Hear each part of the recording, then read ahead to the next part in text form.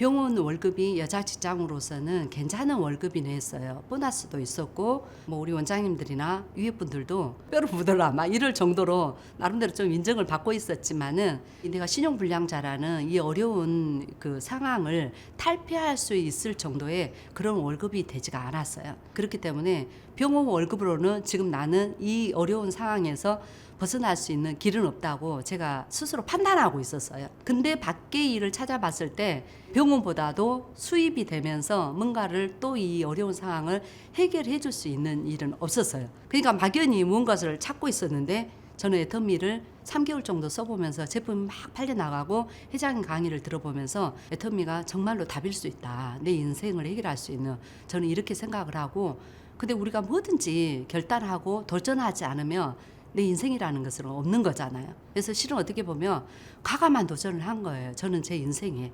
안녕하세요. 애터미 로얄 마스터 강명입니다. 반갑습니다.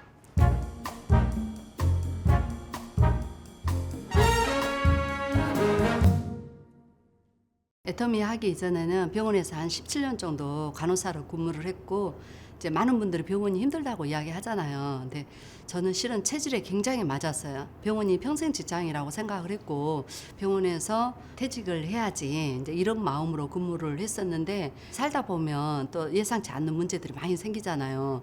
이제 남편의 사업 이런 부분들이 좀 이렇게 문제가 생기면서 이제 생각지도 않게 막 이렇게 다 차압이 되고 갑자기 이제 신용불량자가 되고 좋은 아파트에서 정말 17평 아파트까지 제가 나앉게 되면서 이제 월급이 들어오면 그냥 뭐 하루 이틀 사이에 그 월급이 다 신용회복으로 빠져나가고 저축을 하고 싶어도 저축을 할 수가 없고, 이제 내가 아이들을 정말로 어떻게 가르치고 결혼도 어떻게 시키며, 그리고 내가 나중에 퇴직을 한다고 해도 노후를 어떻게 생활해야 될까, 이런 고민들도 되게 많았었고, 그러니까 병원이 너무 맞기는 했지만 내가 뭔가 이 가난에서 해결할 수 있는 방법은 병원은 아무리 내가 열심히 해도 내가 노력한다고 해서 정해진 월급 이상은 주지를 않잖아요. 이제 이런 문제들이 생기니까 실은 굉장히 고민을 하고 있었던 그런 상태였어요. 집사님이 어느 날 저한테 화장품 한 세트를 소개시키고 싶다고 병원에 찾아오신 거예요. 근데 제가 보니까 처음 본 화장품인 거예요. 저는 이 집사님한테 남자분이 화장품 영업을 했다라고 생각을 하고 굉장히 저한테 찾아오는 것도 쉽지가 않았을 거라는 생각이 들었어요. 그래서 무조건 한 세트 사드려야 된다. 네, 제가 경제적으로 힘들긴 했지만 그래서 조심스럽게 가격을 물어보니까 보통 우리 여자분들 쓰고 있는 화장품이 뭐 에센스라든지 아이크림이 기능성 인증 받으면 15만 원, 안 그러면 저렴하면 보통 7, 8만 원 하고 이제 그러는데 이게 풀세트가 엄청 싼 거예요. 이게 제가 어려운 형편에서도 이 정도 화장품이면은 부담이 안 됐어요. 실은 한 3개월 정도 쓰고 보니까 피부가 엄청 달라진 거예요. 그때 당시에 제 피부는 굉장히 노란 피부였어요. 피부가 너무 노랗다, 어디 간이 안 좋냐, 초음파 검사해봐라, 막 이런 소리를 들을 정도로 피부가 노랗고 또 이제 굉장히 지성 피부였어요. 그러니까 지금까지 영양크림을 써본 적이 없어요. 너무 번들거려가지고. 근데 이 화장품은 정말로 많이 바르라고 권유를 받았고 아침 저녁으로 막 이 풀세트를 다 쓰는데도 번들거린 게 없는 거예요. 그러면서 이제 지성 피부가 중성 피부로 바뀌고 노란 피부가 하얗게 되고, 그러다 보니까 직원들이 절로 저를 만나면 화장품 바꿨냐고 다 물어보게 되고, 저는 애터미라는 제품을 써서 그랬다고 하니까 그러면서 나도 줘봐 하면서 제품이 진짜 막 팔려나가기 시작한 거예요. 실은 이것을 부업으로 하려고 제품을 쓴 게 아닌데 애터미는 그냥 부업이 절로 돼버렸던 것 같아요. 이제 부업이 막 되니까 우리 교회 집사님이 저한테 그러시는 거예요. 집사님 애터미 좀 알아봤으면 좋겠다. 너무 잘하시는데. 그러면서 애터미를 알아보라고 하는 거예요. 근데 저는 집사님이 그 이야기 하기 전에 이미 마음 가운데서 애터미를 좀 알아보고 싶은데 어떻게 해야지 내가 알아볼 수 있을까? 제가 이런 마음을 좀 가지고 있었어요. 그러면 제가 어떻게 해야 됩니까? 했더니 목요일날 휴가를 무조건 내라고 하시더라고요. 그래서 이제 제가 1년에 뭐 한두 번 내는 굉장히 어려운 휴가를 저는 이제 이렇게 목요일날 휴가를 냈어요. 그래서 가게 된 게 지금도 있는 목요 원데이 세미나, 거기를 이제 갔어요. 그랬더니 그때 회장님이 이제 또 우리가 초고령화 시대가 된다. 100살, 120살까지 살게 되는데 노후 준비가 지금 다들 안 되어 있다. 근데 애터미는 유통 전문 사업인데 유통은 별게 아니다. 좋은 제품을 싸게 팔면 사람들이 몰려온다. 이제 이런 이야기를 하셨어요. 이제 그러면서 제가 이야기를 쭉 듣는데 내가 만약에 노후가 병원에서 퇴직을 했을 때 과연 나는 그 이후에 어떤 일을 해야 될까? 제가 항상 이것도 고민이었거든요. 근데 노후 준비가 특별히 되지 않았었고 그런 고민을 항상 갖고 있었기 때문에 회장님 강의가 그냥 들리지가 않았어요. 진짜 이게 좋은 제품이 싸게 판매되는 게 저는 이미 경험을 했었고, 그리고 회장님이 전 세계로 나가겠다 그랬거든요. 그리고 앞으로 10억 최고 임페리얼이 되면 10억 지게차를 떠주겠다. 이게 회장님 마지막 하이라이트 강의였어요. 근데 이 강의를 막 하는데 저는 이게 왠지 가능성이 있을 수도 있고 나도 저렇게 될 수도 있고 내가 지금 가난에서 벗어날 수도 있고 내 노후 준비도 애터미를 통해서 완벽하게 해결될 수도 있다라는 이게 막연한 이 강의를 들으면서 평상시 제가 하고 있던 고민들을 회장님이 강의에서 다 풀어주셨기 때문에 저는 실은 회장님 강의를 듣고 마음 가운데 조금 고민은 했지만 그 강의를 듣고 돌아와서 바로 그냥 사표를 써버렸던 것 같아요. 그냥 과감한 결단을 저는 했었던 것 같아요. 실은 제가 애터미 하기 전에 신용불량자가 됐을 때 정말 가까운 언니한테 돈을 좀 빌렸어요.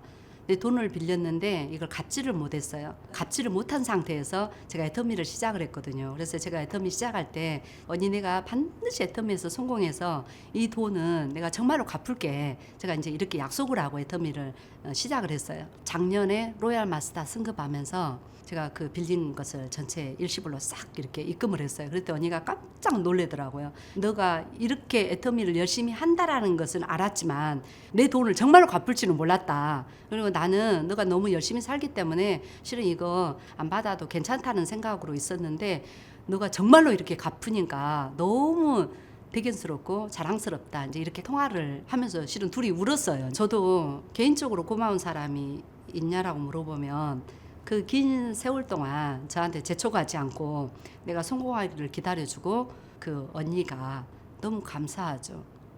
정말로 고마워요. 엄마가 연세가 지금 현재 80이 훨씬 넘으셨어요. 그러다 보니까 연세 드신 분들이 많이 몸이 아프시잖아요. 병원 갈 일이 너무 많으신 거예요. 근데 제가 우리 엄마를 앞에 아파트에 모신 거예요. 그러니까 엄마가 아프시고 병원에 가실 일이 있을 때 우리 형제들은 시간을 낼 수가 없어요. 근데 엄마가 혼자서 병원을 갈 수가 없어요. 80이 훨씬 넘으셨기 때문에 그 모든 게 제가 다 할 수가 있는 거예요. 또 우리 애터미 일 자체가 내가 시간을 얼마든지 분배할 수 있는 일이잖아요. 그러다 보니까 엄마 아픈 거, 엄마가 뭐 해야 되는 거 이런 것들을 제가 다 맡아서 스케줄을 짜서 제가 병원도 모시고 가고 저는 이게 제일 감사한 것 같아요. 이것을 전업으로 할 것인지 부업으로 할 것인지는 실은 어떻게 보면 본인이 선택을 해야 된다고 저는 생각을 해요. 모든 사람들한테 본업을 강요할 수는 없을 것 같고 이제 저는 그렇지만은 제한은 좀 하거든요. 지금 현재 남편이나 부인이나 한 분이 돈을 벌고 있다라고 하면 그 돈을 통해서 현상 유지를 하시고 나는 애터미에 진짜 비전을 봤다 그러면은 전업을 저는 권유를 해요. 그리고 이제 한 명은 그러니까 돈을 버시고 한 분은 내가 노후 준비를 하는 거죠. 근데 제가 해보니까 중간에 저도 어려운 과정들이 있었어요. 그렇지만은 절대 이렇게 산입에 풀칠을 안 하고 시간이 가니까 견딜 수 있을 만큼만. 그러니까 성경에도 보면은 감당할 수 있는 시험 밖에는 하나님 허락하지 않는다고 이야기를 하셨잖아요. 그러니까 그 어려운 시기들이 내가 감당할 수 있을 만큼 됐던 것 같아요.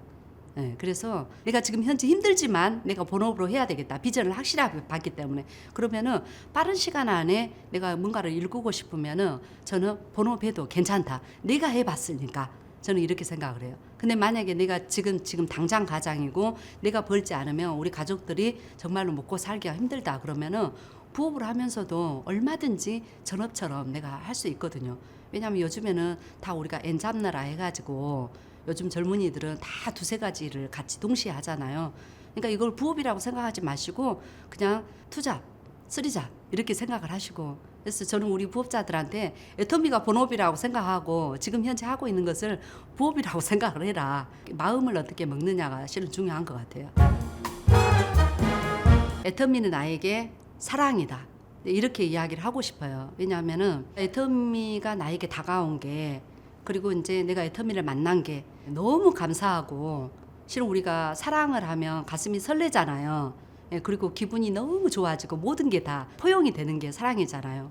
애터미가 나에게 이렇게 온 게 정말로 애터미는 나에게 사랑이었고 지금도 애터미를 생각을 하면 가슴이 설레고 그리고 또 이 애터미를 누군가한테 전해줘서 그 사람이 삶이 회복이 되고 모든 게 해결이 된다라고 생각을 하며 이 애터미 자체가 정말 모든 사람에게 사랑이지 않는가.